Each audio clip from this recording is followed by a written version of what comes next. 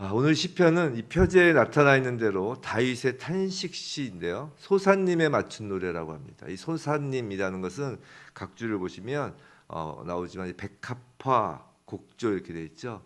즉 백합화라는 뜻을 갖는 단어인데 어떤 음조의 명칭입니다. 어떤 그 높낮이, 장단 어떤 그런 명칭이죠.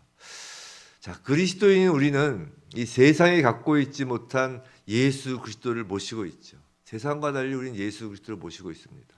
하지만 세상에 사는 동안은 계속해서 그리스도인에게도 좌절과 두려움과 위험이 직면합니다. 다윗도 지금 그런 상황에 처해 있는 것이죠. 이 시편은 다윗이 이 상황에서 어떻게 고통했고 어떻게 문제를 해결했는지 그것을 보여주죠. 특별히 이 시편은 신약에서 많이 인용되는 시편입니다. 이 시편 69편의 구절들이 신약에서 많이 인용되고 있어요. 예수 그리스도의 고난을 담고 있는 대표적인 시 중에 하나로 보고 있습니다. 오늘 시편은 좀 기니까 좀 나눠보면 크게 5부분으로 나눌 수가 있습니다. 먼저 1절부터 4절입니다. 1절부터 4절까지는 그 다윗의 고난에 대한 이야기예요. 그리고 그 고난으로부터 구원하여 주실 것을 탄원하는 내용이죠. 다윗은 자신이 지금 큰 공경에 빠져 있다는 것을 물이 차서, 그죠? 1절, 2절 보시면 물이 차서 서서히 수렁에 빠진 상태, 또 깊은 물에 들어가 큰 물이 자신을 삼키려는 물이 덮치려는 그 이미지로 지금 표현하고 있습니다. 그는 이 일로 부르짖다가 피곤하여 지금 목이 마를 지경이에요. 하나님을 바라서 눈이 쇠할 지경까지 되었다는 것입니다. 근데 이 고난, 그 이유가 4절에 까닭없이라는 것입니다. 그리고 부당하게라는 것이에요. 까닭없이 부당하게. 예수님께서는 공생의 기간 동안 제자들에게 세상이 너희들을, 그 제자들을 미워할 것이다 라고 하시며, 그들이 너희들을 미워하는 것은 너희들보다 예수, 바로 나를 미워하는 것이다 라고 하시면서 시편 이 구절을 인용하셔서 예수님은 요한복음 15장 25절 요한복음에서 그들이 이유 없이 나를 미워하였다 한 말을 응하게 하려 함이라 라고 하셨습니다. 즉 시편 69편 4절을 인용하셨던 것이죠. 즉 다윗과 우리 그리스도인들이 이 삶 속에서 이유 없이, 까닭 없이 부당하게 당하는 그 모든 고난은 주의 고난, 곧 우리가 주를 섬김으로 받는 고난, 그 주님과 연관된 것임을 알게 되는 것입니다. 두 번째 부분은 이제 5절에서 6절까지예요. 5절에서 6절 이 두 절에서는 다윗은 자신의 죄를 고백합니다. 5절 나의 죄가 주 앞에서 숨김이 없나이다 라고 하죠.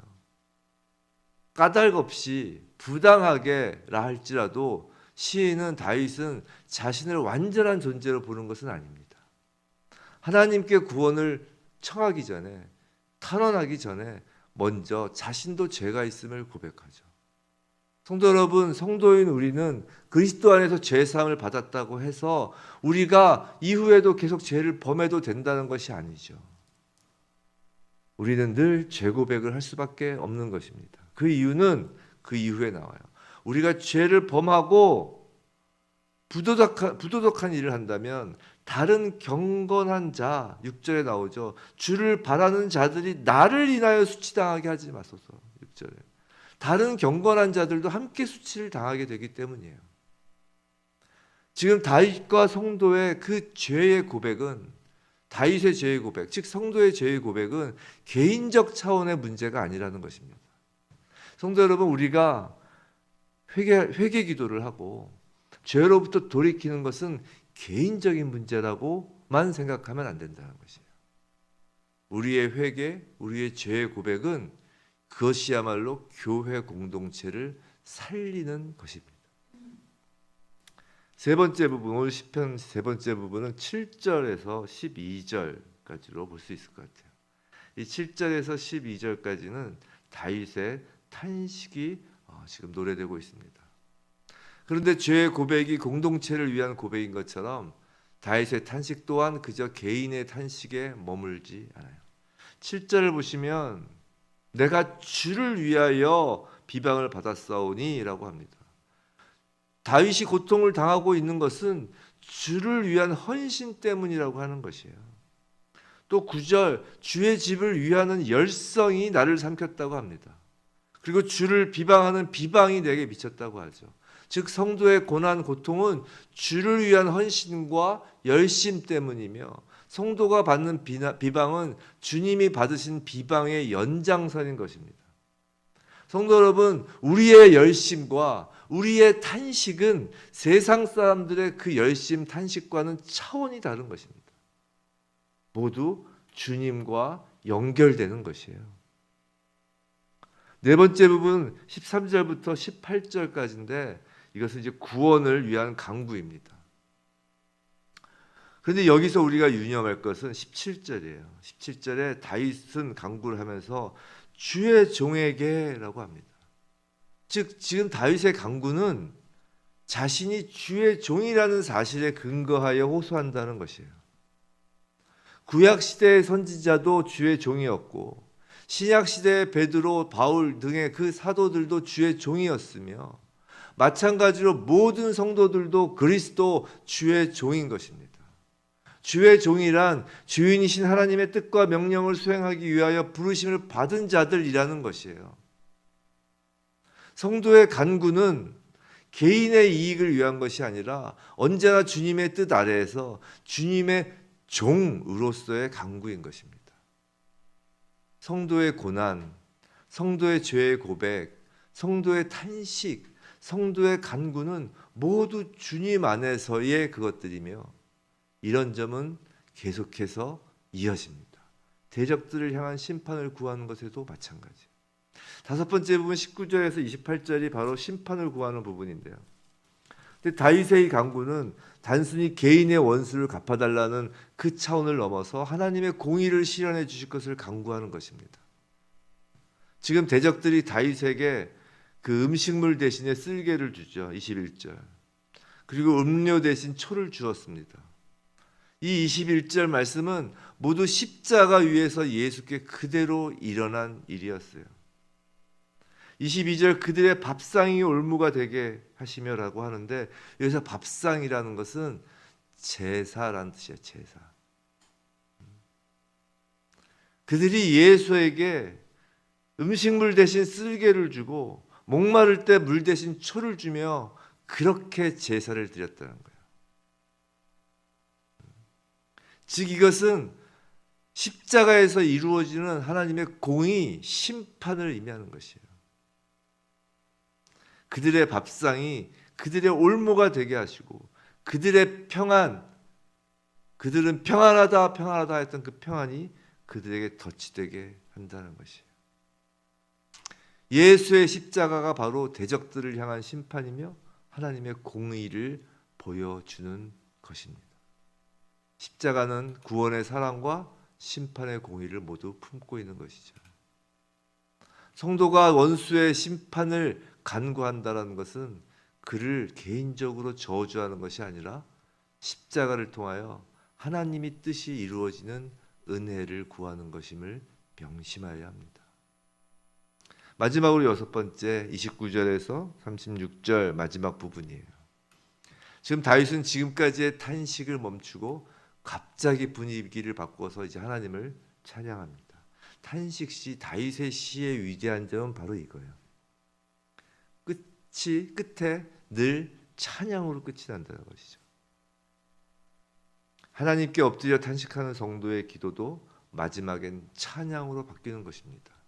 왜냐하면 그 탄식과 간구 가운데 성도가 발견하고 만나는 것은 바로 십자가이기 때문이에요. 우리의 사연, 우리 각자의 그 어떤 억울함, 우리 각자의 고난 가운데 기도하는 그 끝에 만나는 것은 그 문제를 만나는 것이 아니라 십자가를 만나는 것입니다. 그래서 다윗은 자신뿐만 아니라 34절에 천지가 그를 찬송한다고 하는 거예요. 바다와 그 중에 모든 생물도 찬송한다는 것입니다. 다윗이 바라보았던 나라는 자기 자신에만 갇혀있는 나라가 아니었고, 다윗이 바라보는 나라는 물론 1차적으로 이스라엘의 복된 미래이지만 더 멀리는 그리스도 안에서 이루어질 하나님 나라였던 것입니다. 우리 교회의 성도는 다윗이 꿈꾸며 찬양하였던 그 하나님 나라를 다윗보다 더욱 선명히 바라볼 수 있게 되었습니다. 예수 그리스도의 십자가를 통해서 말이죠. 사랑하는 성도 여러분, 우리는 그리스도인이라고 불리웁니다. 우리는 거룩한 성도입니다. 성도, 그리스도인, 우리의 고난, 우리의 죄 고백, 우리의 탄식과 간구, 우리의 찬송은 그저 개인적일 수 없습니다. 아무리 개인적으로 힘든 일로 주님 앞에 엎드려 간구하고 눈물을 흘려도 그 눈물은 개인적인 것에서 머물지 않습니다. 왜냐하면 우리의 그 기도, 우리의 그 눈물이 곧 예수 그리스도의 기도, 예수 그리스도의 눈물이기 때문이에요. 우리의 찬송이 곧 예수 그리스도를 향한 찬송이기 때문입니다. 저와 여러분의 구원은 그저 개인적인 구원에 그치지 않는 것이에요. 성도는 주님과 연결되어 있습니다. 무엇을 하든지 주님과 연결되어 있는 것이에요. 성도는 주님과 연결되어 주님의 꿈을 함께 꾸는 자들이에요. 그렇기 때문에 우리의 모든 기도 역시 하나님 나라가 이 땅에 임하는 그 과정 중에 놓여 있는 거룩한 것입니다. 그러니 기도를 즐겨, 힘써, 자주 해야겠죠. 부디 성도인 우리의 그 기도 위에 하나님의 영광이 드러나게, 우리의 기도를 통하여 주님 나라가 이 땅에 이루어지길 주님의 이름으로 축원합니다.